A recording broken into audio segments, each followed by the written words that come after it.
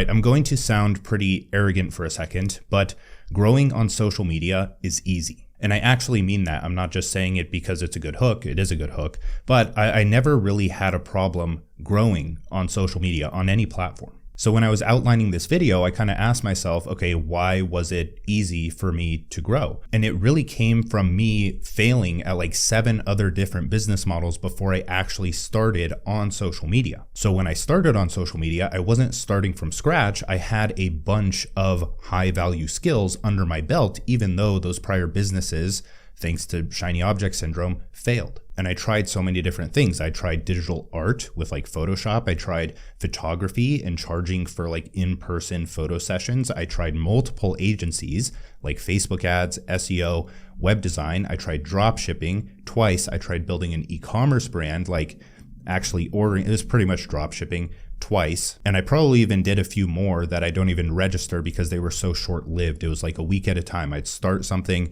and then I'd build the website. I'd get so excited about starting the LLC and then the dopamine would fade and then I'd quit. And that was kind of unfortunate because as a teenager, for some reason, it was just the bane of my existence to get a 9-to-5 job, right? I looked around me, I looked at my parents, I love my parents, but I looked at the older generation, right? You go to Walmart, you look around, you see the people and you're like, that's not what I want my life to end up as. And when I reverse engineered, okay, what led them to that?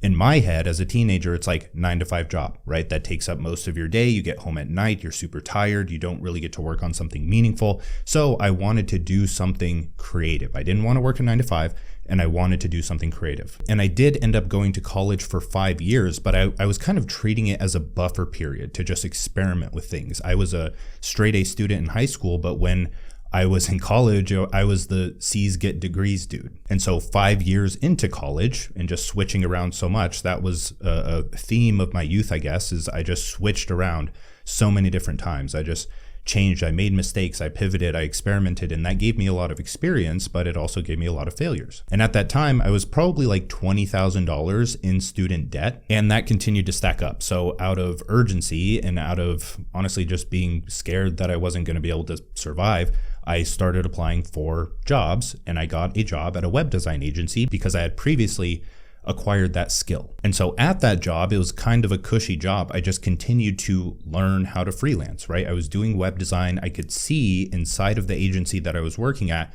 how things were kind of pieced together. It kind of made sense to me how to start freelancing in a good way. And so I started doing that. And long story short, that started to pick up over the course of 6, 7, 8 months. And after like 9 months of me working the job, I was able to quit because I felt secure enough with my freelancing job now, because freelancing is really just a glorified 9-to-5 job. You're still working for other people on projects that aren't yours, probably projects that you don't care about, that you don't have any creative direction in. But that's aside the point. Actually, not really. That's why I started on social media, is because I saw I don't know why I was on Twitter of all places, but I was scrolling and I saw that there were other web designers and people talking about my interests. The web designers were just giving out basic advice, right? They were like saying, here's the top 10 skills that you need to learn if you want to quit your job. And to me, that resonated at the time, but they were landing web design clients from that. And they were selling courses on how to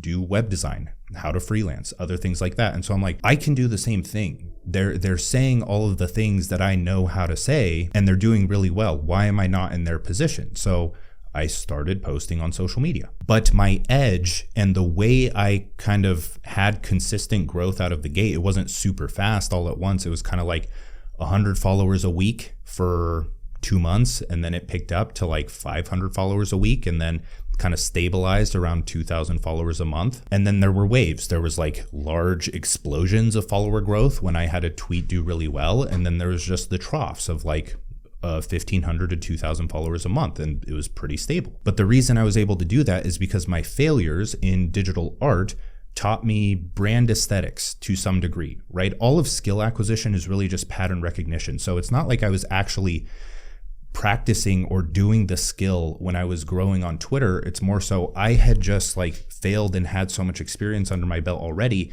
that I had better taste out of the gate for what a hook looked like, because I had studied Facebook ads and copywriting. When I was trying to make the agencies work that I did some cold outreach. I knew how to network. I knew how to DM people. I knew how to make friends. I knew how to provide value so that they would provide value in return, which we're going to talk about in this video when I finally get to the point. And the web design that I was doing paired with the copywriting really well, paired with the branding really well.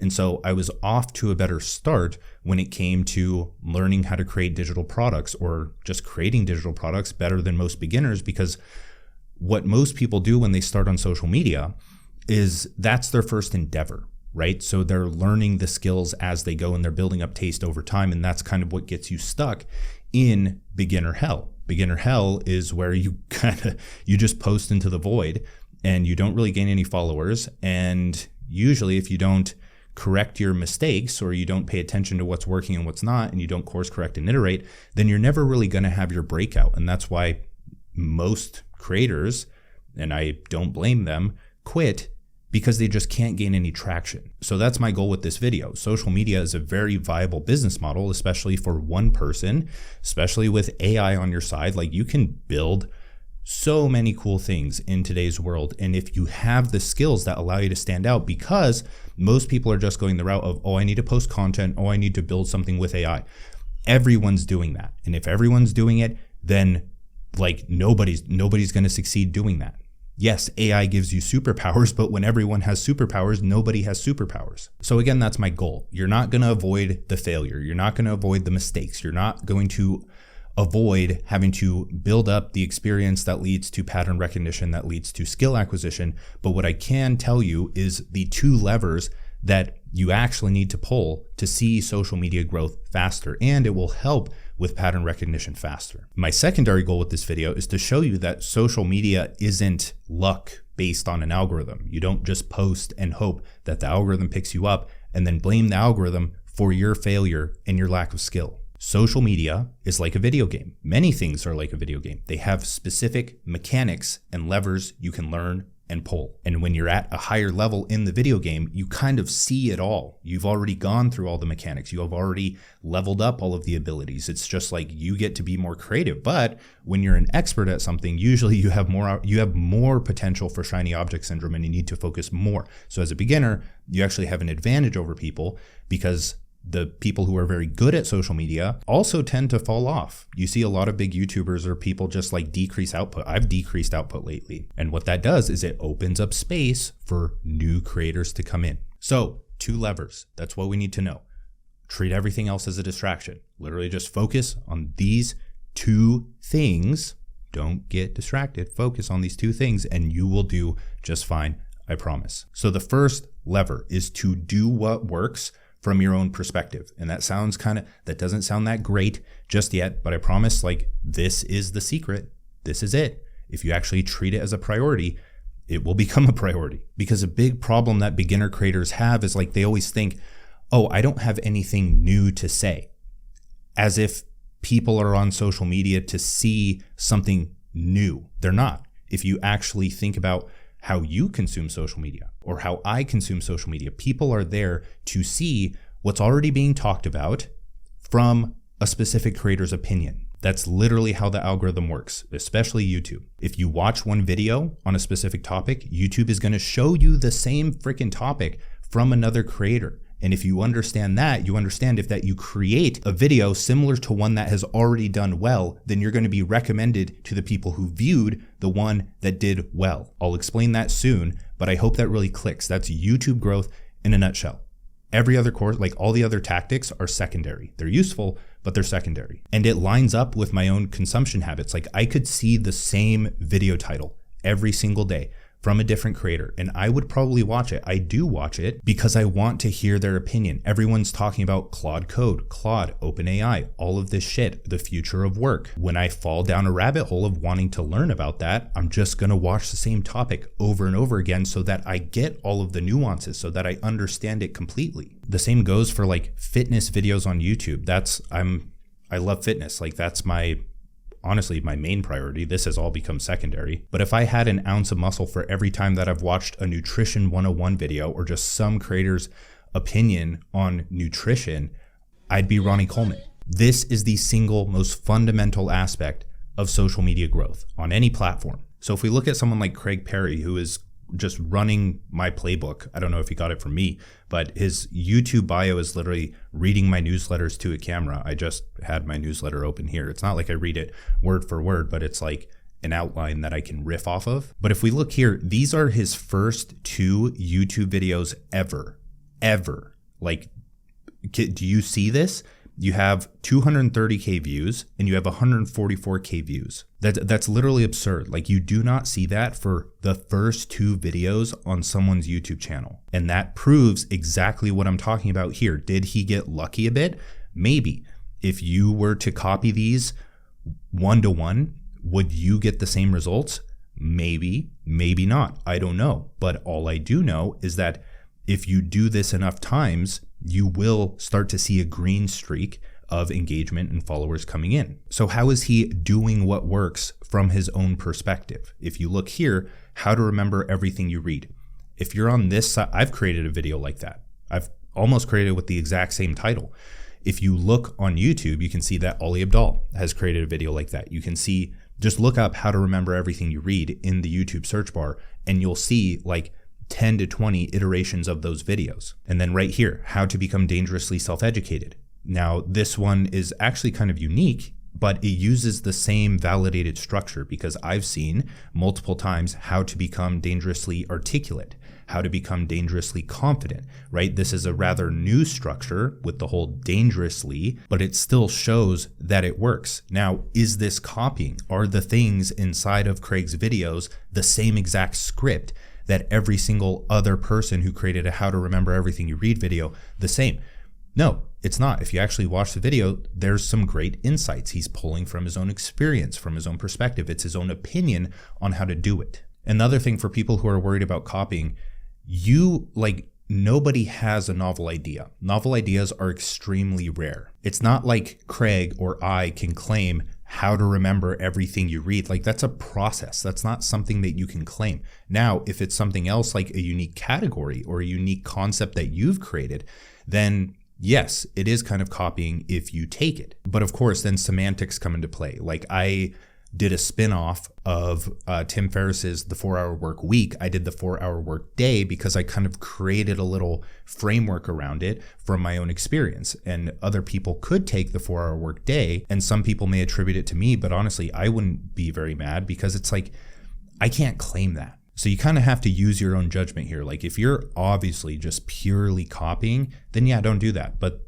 steal like an artist is a thing for a reason, is because that's just how nature and reality works. You don't reinvent the wheel. And the same thing goes with like tweets or short form posts or reels. Like, nobody can claim the idea that they're saying, because it's usually not completely novel. The way that they worded it, the way that they structured it can be considered theirs. And obviously, like, you're going to look like an idiot if you just like copy paste it, change a few words, which I've seen a few times. And when I see those, I kind of immediately label that person as like, wow, you can't think originally. But you can take the idea. So, I mean, if we just look at these posts here, like, major cheat code for life: increase your recovery speed. You will get rejected. You will lose money. You will embarrass yourself. The goal isn't to avoid the fall. It's to shorten the time between the fall and the reset. Fast recovery compounds. Now, there's an essence to this idea. Obviously, like saying increase your recovery speed, that's kind of Sahil Bloom coded. But major cheat code for life, you could definitely use that as a hook. Why not? And then if you actually look at this tweet, you can just read into it and be like, you will get rejected.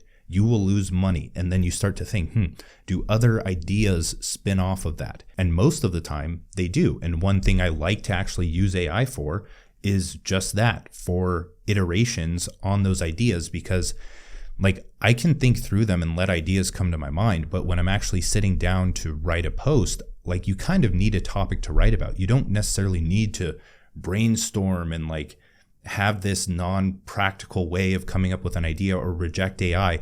Like, you're just trying to choose a topic to write about so that then you can think in a certain direction. So what I like to do is take really good posts that I like and be like, hey, just give me iterations of these and I'll read through them and I'll just wait for one to hit and I'll be like, okay, yeah, I'll write about that.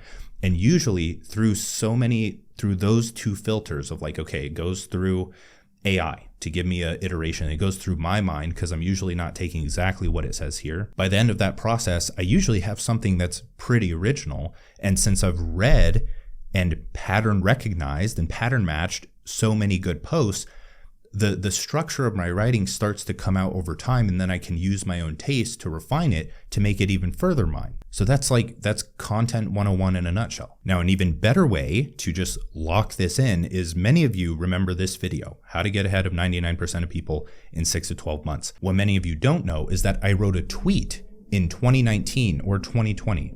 I think it's 2019, with the first line that said how to get ahead of 99% of people. So it was already a validated idea. In 2023, I turned it into that YouTube video. That's now my highest performing YouTube video at 1.7 million views. After that video did really well, Mark Manson, the author of The Subtle Art of Not Giving a Fuck, created a video with the same exact title, except he said something else instead of in 6 months, and that video got like 4.5 million views. It's a proven topic, at least for now, until it gets ran through. That's another thing, is you'll eventually learn that some topics that used to do well are kind of just dead now, or they've been exhausted to the point where they need a reset period.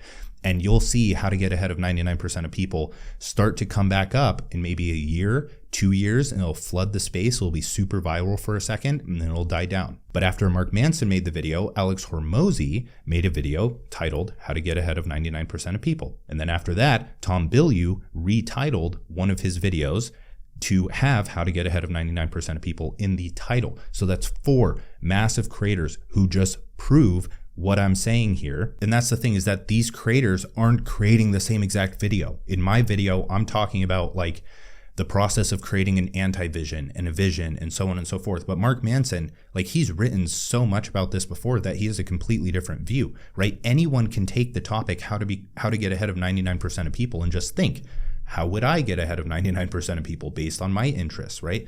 It doesn't even, like, it can be business. It can be start a business like this to get ahead of 99% of people. It could be finance, budget like this. It could be relationships, how to get ahead of 99% of men, because for some reason, young men just compete against each other and look smacks all day and don't really get anywhere with it. But they'll learn that lesson when they get to it. But the point, the overarching point, is that the best creators don't just post what's on their mind, right? They don't just like open up their phone and send a post. Some do. I do sometimes. You should. But that's not a strategy, right? If you're treating social media as a way to pursue your life's work, then business is a part of that. Practicality, strategy, tactics. So the best creators, most of the time, research what works and base what they're going to create about on that. And so what most people do here is they'll just like bookmark posts on social media and hope that they come back to it and remember it when it's time to actually create. But then most people just start looking at a blank page and write something that isn't that good and then wonder why it didn't do well, since they're actually doing the steps. Or before they write the YouTube title, they'll go to YouTube and they'll search for similar titles, and that's a solid way of doing it. Or they'll go to the creator's account and filter by most popular, and then they can write down and study those specific titles that did well. Another thing people do is they just jot down ideas as they come to mind and hope that those ideas are good enough to do well, and sometimes they are. And all of those are fine, but they're not really strategized. They're not really a system. They're not something that you can rely on. And frankly, they're just time consuming and they're slow. And so this is where I transition into a sales pitch for the new iteration of Eden, which is very focused on outlier content and just being the place where you research content and write great content. Eden is quite literally, you have boards that you can paste links to of social posts or websites, or you can upload PDFs to, you can create notes in or documents so you can write. And so it's like, I showed you my YouTube swipe file, I showed you the post swipe file, I can reference these with AI, or I can go to the Discover feed, set my content pillars, and then I can just scroll through here and see which posts catch my eye. I can also filter by platform if I only want to see tweets or YouTube videos. And then I can click one when I like it. Let's say I add this one to my YouTube swipe file. Boom, add it there. So if you don't know what to create next, just scroll through here, add it to a board, and then when it's time to actually create, go to your board, create a note in there, and then start writing. Another thing that you won't find anywhere else is just the ability to search a specific creator and look at all of their platforms and filter by top performing content. So a lot of mine on Twitter are articles. So Twitter just renders those as a link. But I can scroll through here and I can just see, one, my own good ideas, so I can iterate off of those. And I do that all the time. That's really how I continue growing at this point. But I can save a bunch of these to a board and just use them as inspiration. Or you can do what I showed you earlier, where if I open the post swipe file and then I open the chat and I can reference this board in the chat, and then I can ask for variations of these, or I can just chat with it, or I can add a creator's top performing YouTube videos and just be like, hey, break all of these down. What is this person's worldview? How does he structure his videos?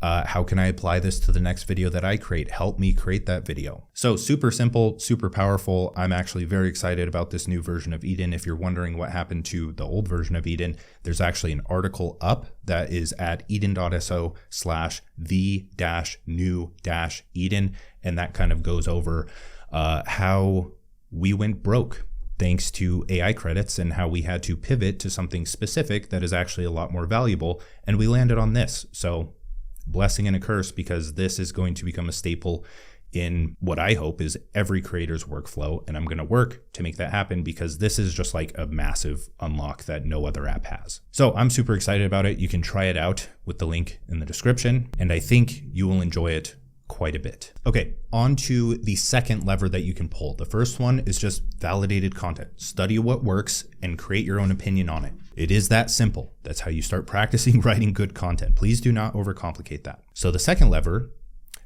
you're going to hate this word, but it's networking. And so with this, I don't know what goes through most people's heads when they actually start on social media, but for some reason, they're just probably bringing consumer behavior over, right? They're used to just scrolling on social media and seeing that, oh, people post, and oh, this post did really well. And so all I have to do is start creating posts, and then one will do well, and then I'll become famous. They don't see that a creator treats it as a business, because that's what it is at this point. But a business doesn't have to be soulless. It can be very purposeful. It's been the most purposeful thing in my life. It's led to some of the most drastic changes I've had in my life, and it can actually provide good. Oh no, you're selling something for money. That thing, preferably for a specific person, is valuable and it's worth paying the money, and preferably it would be worth more than what you're charging in the value that it does provide. It's called voluntary exchange. But if it were as easy as just posting, then everyone would do it.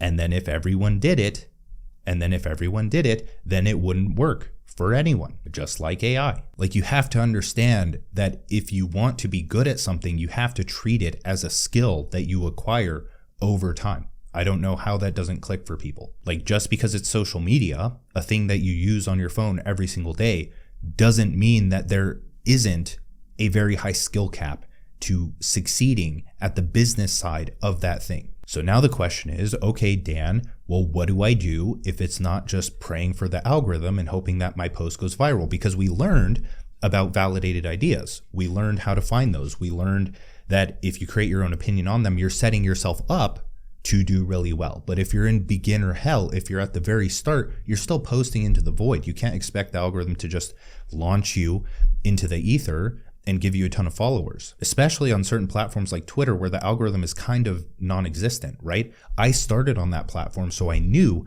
that my growth had to take manual effort, right? And I'm blessed that I did it that way, because now I know that, like, if the algorithm isn't working in my favor, I still have a lever I can pull. So let's just break this down so it makes sense.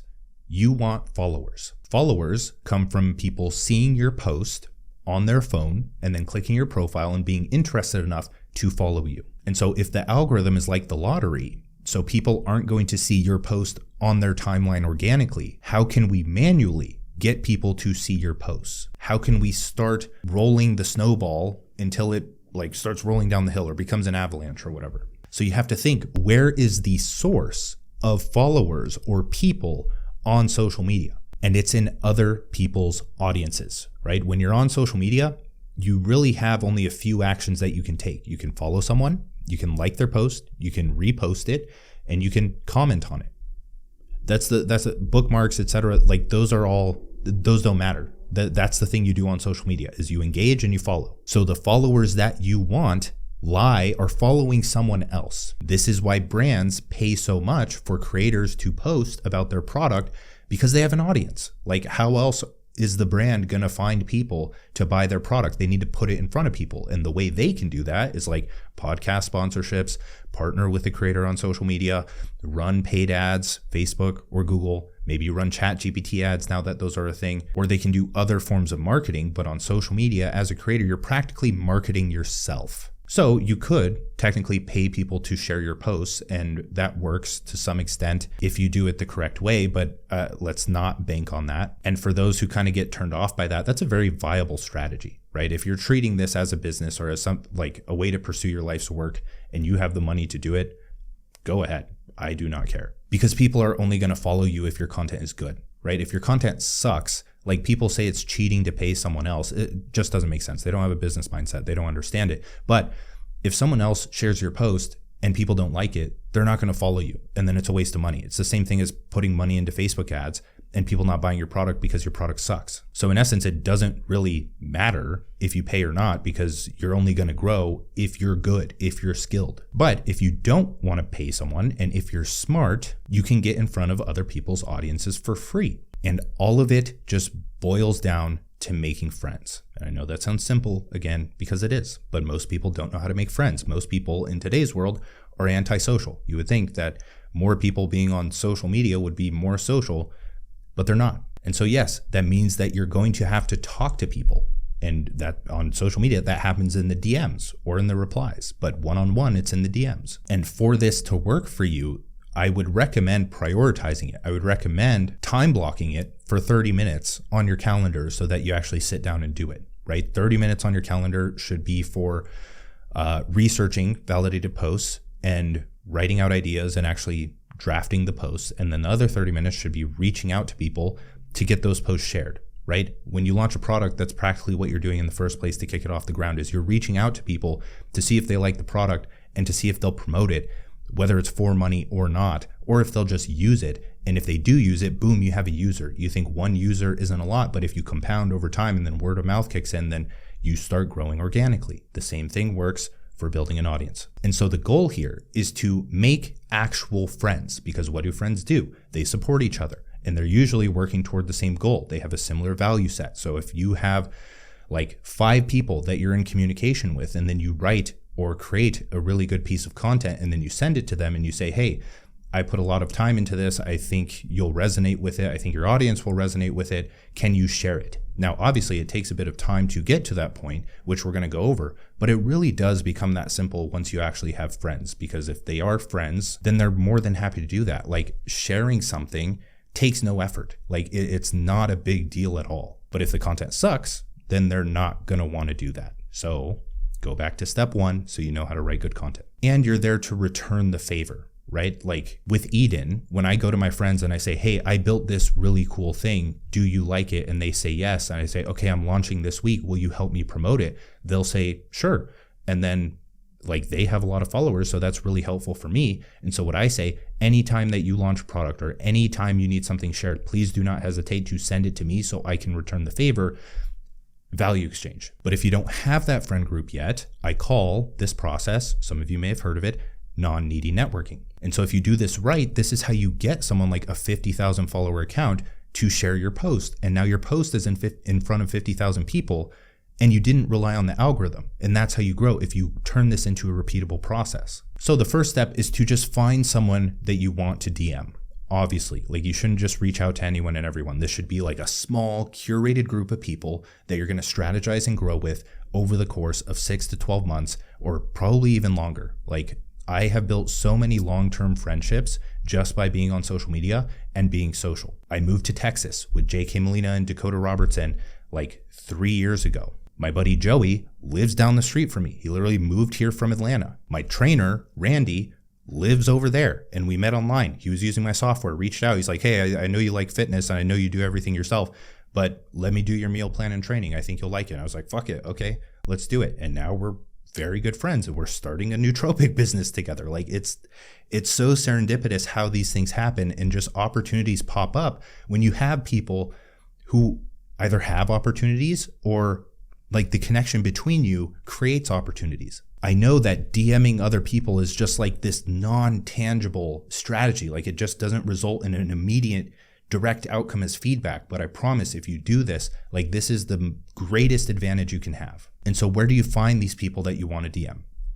On social media. Like you kind of just take it easy. Like you scroll, if you see an account that you like, make an effort to DM them, make an effort to engage, make an effort to be seen by them, and for you to show that you're supportive. And if you just have time to look around, like you can go to someone's profile that you like you can go to my profile and do this. I don't know if it'll yield any results, but you just find people on social media by how you would find people on social media. There isn't like an exact way to just pinpoint exactly who to talk to, but you could go to like my profile, click on my following list, who I'm following, and see people who are similar to me or similar to you, and just go through them and see if you like any of their content. And so step 2, once you have someone that you want to DM, which should be pretty quick, you literally should just open social media, see someone, and then be like, that guy sounds cool, I'm going to DM him. But the second thing you do is you just send them simple praise, right? You don't have to do this. You can skip to further steps, but we're just getting into the flow of things here. You have to learn how to make friends. You just send simple praise. It's like how girls compliment each other's shoes or something like that. And then they're like, oh my God, girl, where'd you get those? And they start up a conversation, and then one thing leads to another, and then they're getting lunch, and then they're best friends. So what you do here is you go and look at the person's like content, at their website, at what they're creating, if they're creating anything, and you trying to find like something that you resonate with. And in my opinion, the simplest thing you can do here is to just send a single sentence. So if someone wrote a social post that was like about how most people quit social media too early, I'd be like, damn, that's true. I actually quit like 4 times and now I'm back at it. How long have you been a creator? Wow, so difficult to start a conversation. You can ask ChatGPT for how to start a conversation. I wouldn't recommend it, but if you're that far gone socially, maybe try it. The only other tip I can give with this step is to just avoid corporate speak like the plague, right? You're not here to connect with someone on LinkedIn. You're here to just like text them like a friend. Like you're just act as if you're passing by them. You're at the gym, right? And you see someone with a similar shirt as you, and you're like, oh, dude, nice shirt. And then that connection is kind of formed. You go on about your workout, and then you come back the next day, and then you see them again, and you go, oh, what's up, man? And you give them a fist bump. And then you go home and you come back, and then you give them a fist bump again. You go, oh, dude, I didn't get your name. What is it? And then you give your name, and they're like, oh, nice. And then you just be like, oh, what's your split? What are you training today? And then they go, oh, I'm training arms. What about you? And I'm like, yeah, me too. And it's like, oh, what are you training like on Saturday? It's like chest. And they're like, oh, we should hit that together. Do you come around this time? And they'd be like, yeah. And you'd be like, okay, cool. It's a date. So it's literally the same exact thing. Like you're just doing it in the replies and the DMs as opposed to in the gym. And rather than getting in a lift together, you support them in some way on sharing their content. And so that kind of covered step 3, which is to just show interest in them. So what you're trying to do is drill into something that is important to them. And for another creator, it's usually what they're building. Like you can ask them, what are you building? Or I see that you're building Eden.